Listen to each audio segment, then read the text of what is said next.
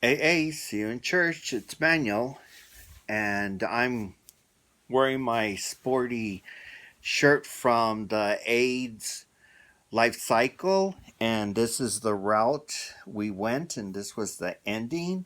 It was really fun. And this is the shirt they give you at the end of the race. I had a great time. I hope you're having a great time right now.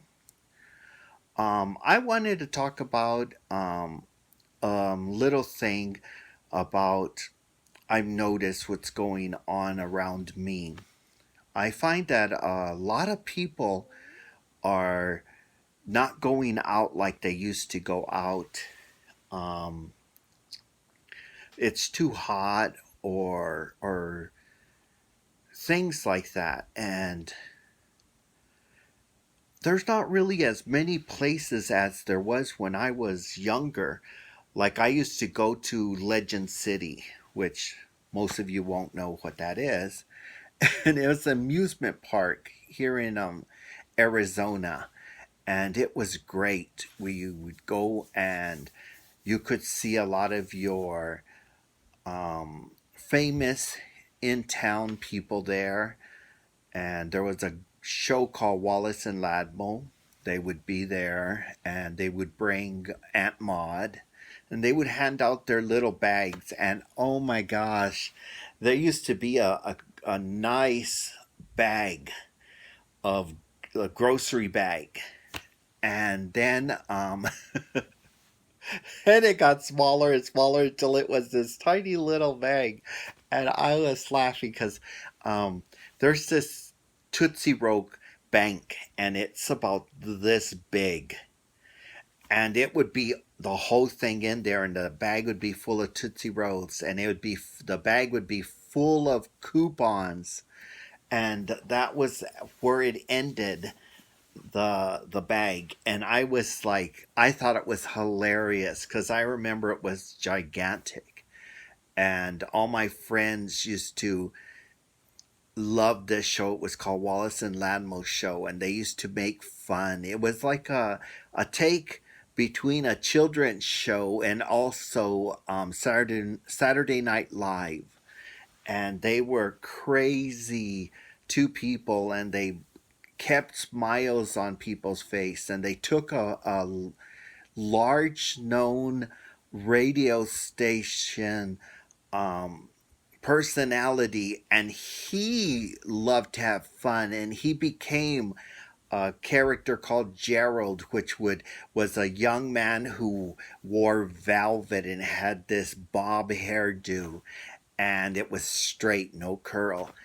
And he did Aunt Maud. Oh my goodness, they she had her own bag, and it was a nice size bag, grocery bag, and it stayed till the last day they did that. They had a nice size one, and those were great. And she would have healthy stuff in there. It was hilarious. It was fun. You would go to these shows. They would do little shows at the park, and they would hand out their little tiny bags, and the big grocery bag from Aunt Maud. It was hilarious. Everybody loved them, and it's so nice to see those people and everything, and to get to have that in your backyard. Go to a place where kids and parents didn't have to go to Disneyland. You would still go, but this was a small version of it. If you weren't able to afford Disneyland this year, you'd just take them to Legend City. You would have the enjoyment, and you could go home. There was a nice wax museum there too, off on the side. I remember going there with my friends, and we had so much fun to being together, family or with your friends. It was just so much fun. Arizona's always been sort of that kind of a town. We tend to get famous people coming and moving here to Arizona because they can walk in the neighborhoods. They can go grocery shopping. They can go to the stores and malls and shop, and they don't get mobbed. People will say hi and everything and maybe ask for um, a signature or whatever, but they don't get attacked like a lot of other locations they do. We used to have, and I think she still lives here, Linda Carter. Um, we had a couple of the band members from Def Leppard. They were here. Um, we also had I don't know why I can't remember her name today. I just loved her. She was from Fleetwood Mac. She's from Arizona. Um, we also had Cece Pennison from Arizona, and they just lived their life here in Arizona. That they were asking them in some show, why did they move from England, Def Leppard, and of all places moved to Arizona? And he says, I left England because I wanted a life. They go, what does that mean? He says, here in Arizona, you can walk in the mall and you don't get mobbed. People will walk over and say hi, and they might get a signature, a picture, and they walk away. They don't mob you, he was saying. And he said that he could just go through and enjoy his life. He wasn't afraid. He wasn't scared. He was, and I remembered him.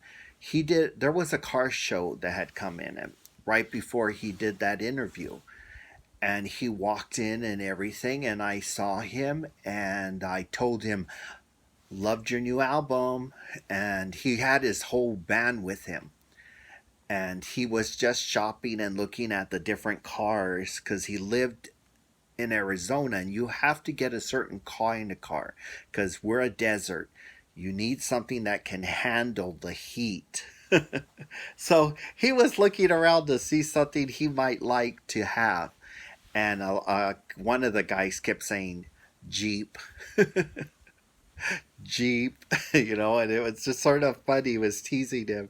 So he goes, let me just enjoy my walking. And I said hi. That was it. I didn't run over and all that stuff. I've never really been much starstruck because as an usher, I got to meet a lot of people that I didn't think I would like, but they were the nicest people. And then people I thought I would really like, and they weren't very nice. I've used to love Richard Dreyfuss. I met Richard Dreyfuss, not a very nice person. He might be with his friends, but not to me, he wasn't. I wasn't, oh, Richard Dreyfuss. I'm not that person.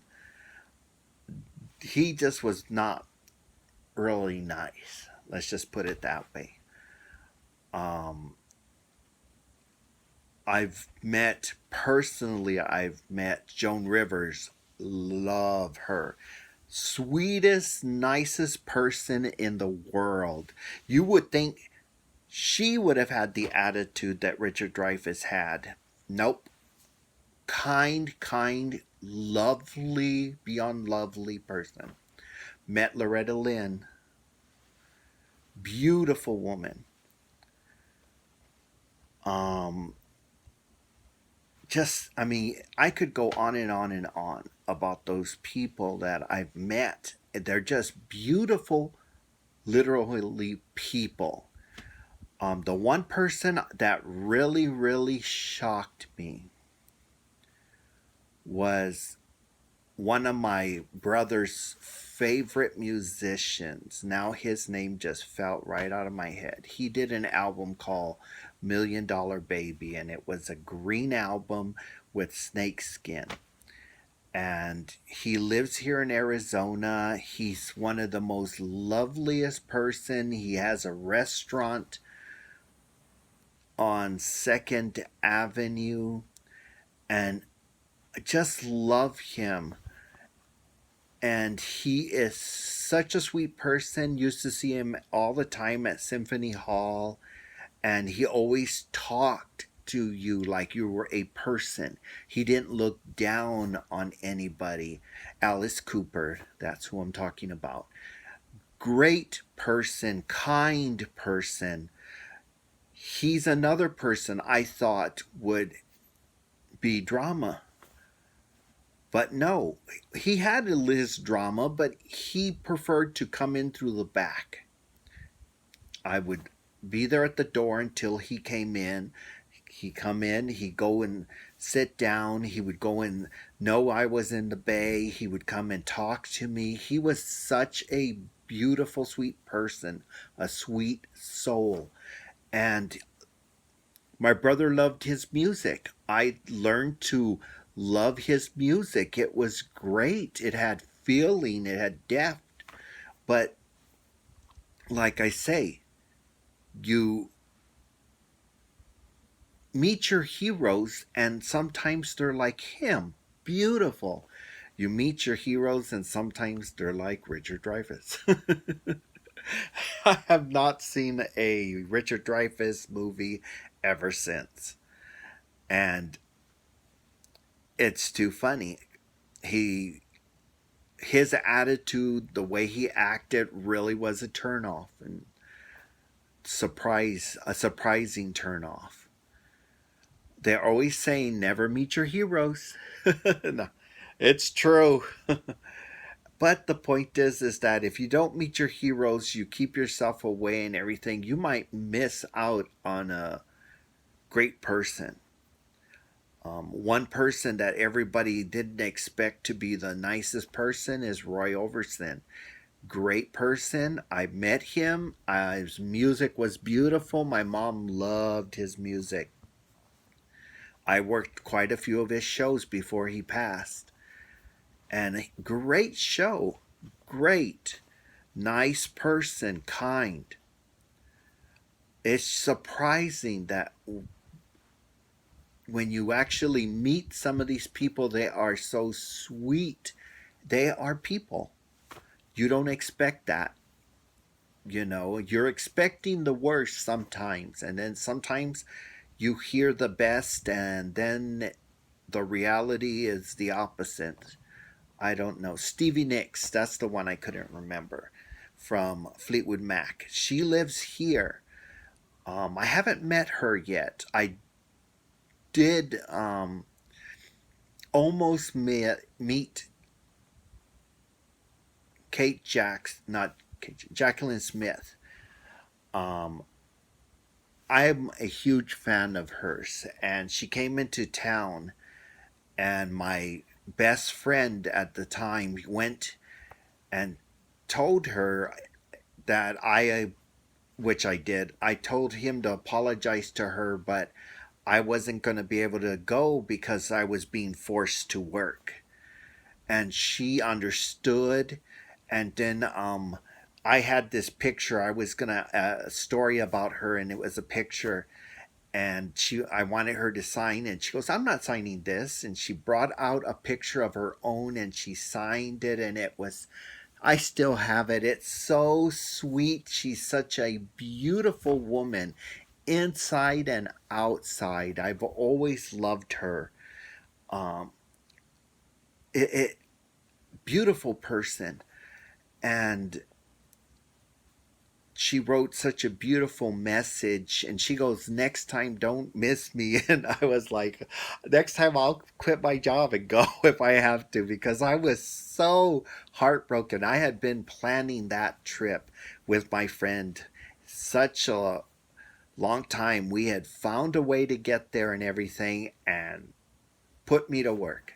I was so angry, but we had a lot of people sick, so I came in. But anyway, the funny thing is, you'd never expect people to be people. You always expect the better of. And in my case, I'm a real forgiving person. I just give you one time to hurt me. You hurt me, I'll forgive you, but then you're gone. That's it. It's over. Same thing in relationships. You get one chance with me. You fuck up, you're gone. I don't play games. Life is too short. I see so many people, a lot of my female friends, a lot of my male friends.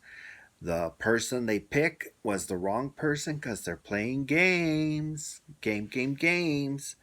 And to me, it's better to be with the person than play these silly little games that will destroy both your lives. It can do that.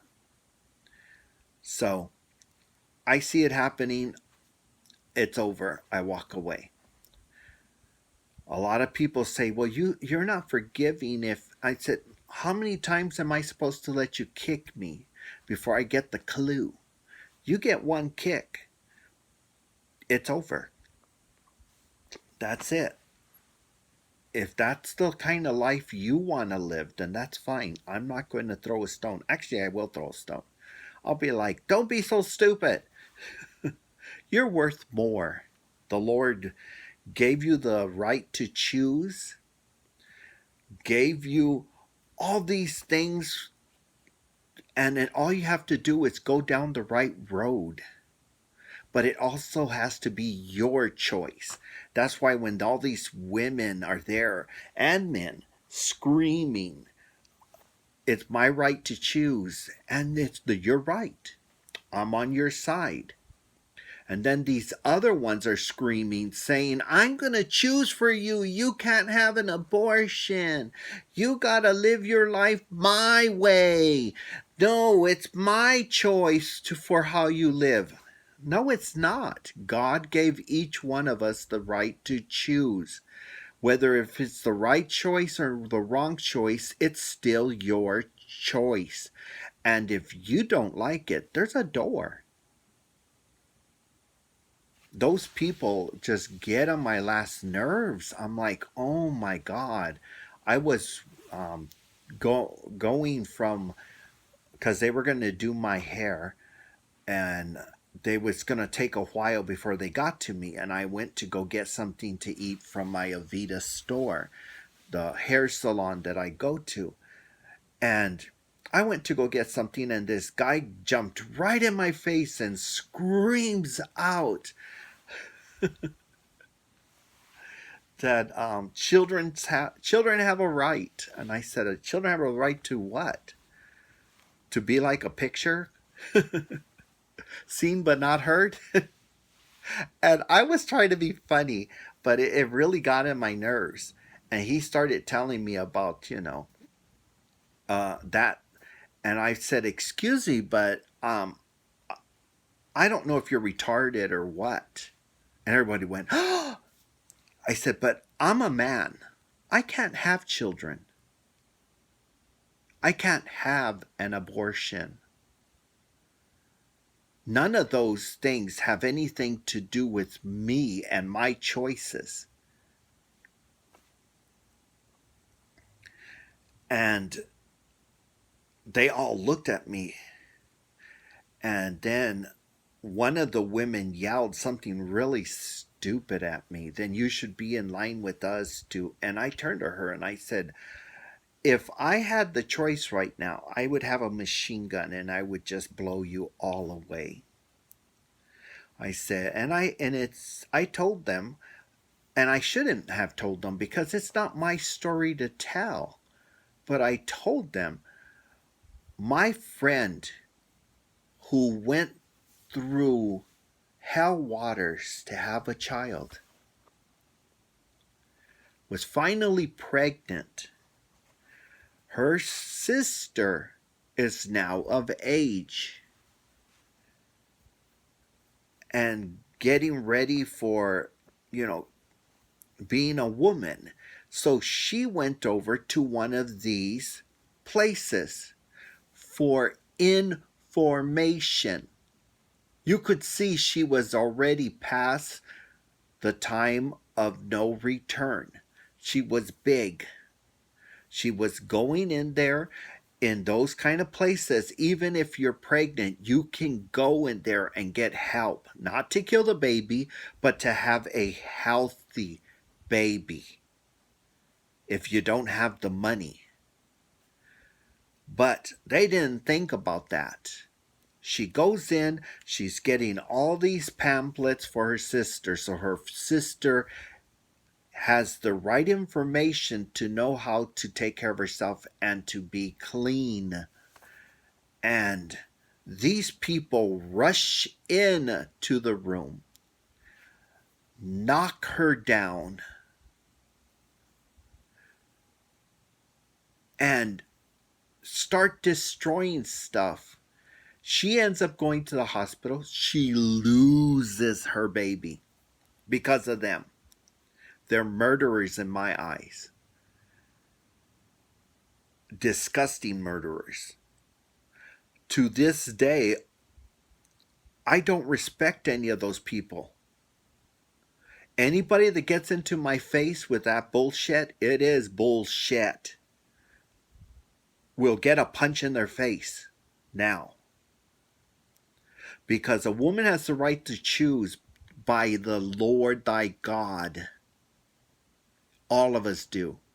And we have the right to make mistakes and the right not to make a mistake.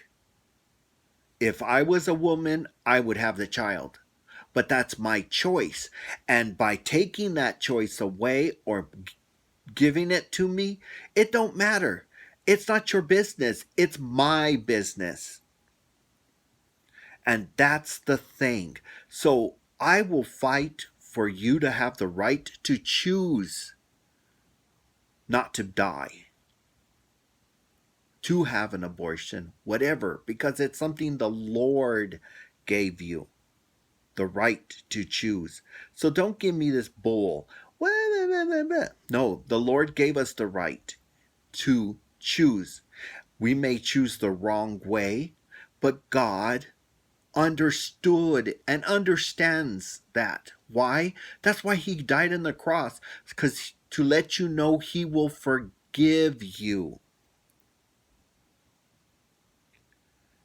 And that's between him and that person, not all of us making a decision for that person. And it's wrong. And then you start saying, well, the life of what?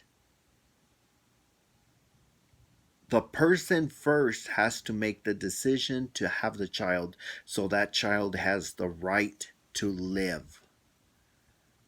But that's between the person, not between me and you. We don't make decisions for other people. They should be making the decisions. And if you want to live your life putting your nose in other people's business, lying that you know the Bible because you don't know it. None of you do, because from what I'm hearing, it's a bunch of stupid coming out of most people's mouths. And the thing is that you don't even listen to the way the Lord talks. Because when something is put in the Bible that doesn't belong in his voice is love, and I hear some hate. I know that's not part of Jesus, because Jesus doesn't hate. So guess what? I don't listen to that. But that's up to you. You and your Jesus will mean something to you, not me and my Jesus. So that's up to you. The point is that don't get in my face, because guess what? I don't have a right to choose. I can't have children. I'm a man. I don't carry a child through term. Me and a woman getting together to have a child, okay, that's a different story. But once my part is done, I don't carry the child, she does.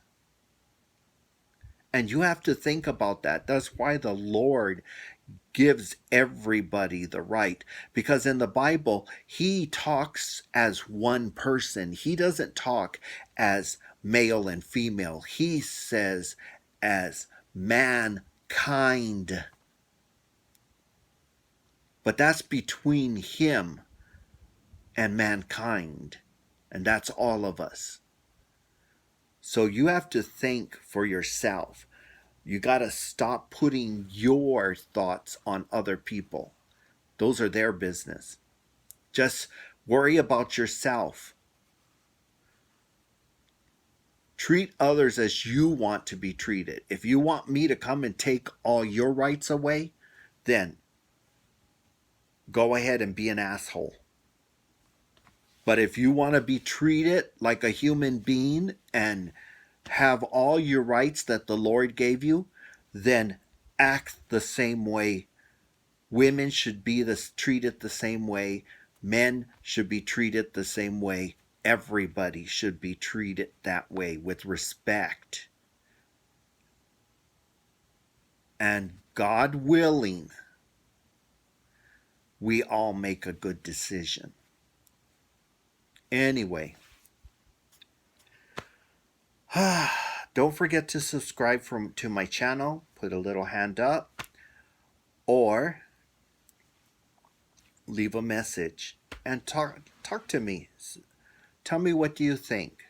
And don't go and start cussing and whatever. I've had people do that. Jump in my face and they claim they know the Lord. But if they knew the Lord, you wouldn't be yelling at people, I hope you get cancer of your breasts. I'm like, and you're supposed to be representing a church priest, minister. It wasn't a priest, it was a minister. I go, what an asshole. Thank the Lord, I don't know where your church is. And then one of them yelled where their church was. I was so stupid. Anyway, God willing, God will take care of you and yours and keep you safe. And remember, subscribe to my channel, put the little hand up, and AA, I'll see you in church.